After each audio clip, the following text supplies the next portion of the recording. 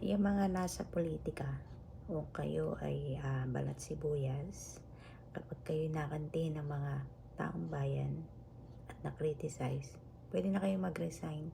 Kasi total, ang mga taong bayan naman ang luklok sa inyo dyan at bumoto.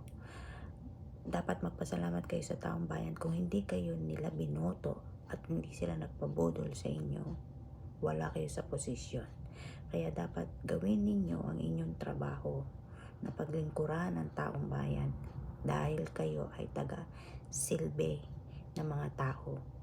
Huwag kayong magpadala sa inyong mga kayabangan, sa inyong pagmamalaki na kayo kesyo ganito, sikat ganito, ganyan. Huwag kayong magpabida. Gawin ninyo yung trabaho ninyo bilang mga senador. Dapat na nga kayong tanggalin lahat yan. Nakakairita na kayo.